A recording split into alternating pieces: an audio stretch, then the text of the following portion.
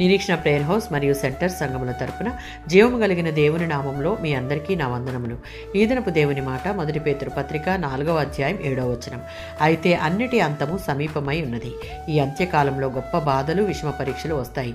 గొప్ప మోసకరమైనటువంటి పరిస్థితులు ఉంటాయి. క్రీస్తు రాకడ సమీపంగా ఉన్న కారణాన మన ప్రస్తుత ఆత్మీయ జీవితాలపై దృష్టి సారించాలి. ప్రతిదినం పట్టుదలతో దేవునిని ప్రార్థించాలి. యథార్థతతోనూ, స్వస్థబుద్ధితోనూ, స్వచ్ఛమైన హృదయంతోనూ ఒకరినొకరు ప్రేమించాలి.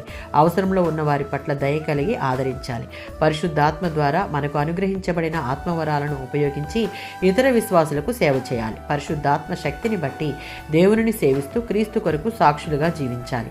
దేవునికి స్తుతియాగం అర్పిస్తూ ఉండాలి. శ్రమలలో క్రీస్తునందు భక్తి విశ్వాసాలు చూపాలి. మత్తయి సువార్త 26వ అధ్యాయం 41వ వచనం. యేసుక్రీస్తు శిలువను సమీపిస్తున్న సమయంలో ఏకాంతంగా ప్రార్థించుటకు గెత్సెమనేకు వెళుతూ శిష్యులను మెలకువగా ఉండి ప్రార్థించండి అని ఆజ్ఞని ఇస్తున్న సందర్భాన్ని మనం ఇక్కడ చూడవచ్చు. ఇక్కడ నిద్ర వస్తున్న సమయంలో శిష్యులు వారి శరీర స్వభావాన్ని జయించుట అనేది వారికి గొప్ప పరీక్షగా ఉంది. విషమ పరీక్షలు, దుష్టుడు కలిగించే ఆటంకాలపై మన ఆత్మలు విజయం సాధించాలి అంటే ఈ అంత్యకాలంలో మనకు 2 విషయాలు చాలా అవసరం.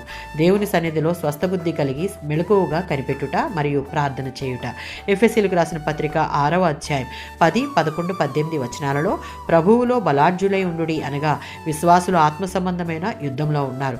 వారు దేవుని సైనికులు కాబట్టి పోరాడుతూ జయిస్తూ ఉండేలా ఈ అంత్యకాలంలో వారికి ఉన్నటువంటి బుద్ధి, శక్తి, సంకల్ప బలం చాలవు. కనుక దేవుని ఫల ప్రభావాలు అవసరం. వాటి కోసం దేవుని మీదే ఆధారపడాలి. సాతాను కలిగించే అనేకమైన కుతంత్రాలను ఎదిరించుటకు దేవుడిచ్చే కవచాన్ని ధరించుకుని ఈ అంత్యకాలంలో పోరాడి స్వస్థ బుద్ధి కలిగి మెలకువగా ఉండి ప్రార్థించాలి. ఆమేన్.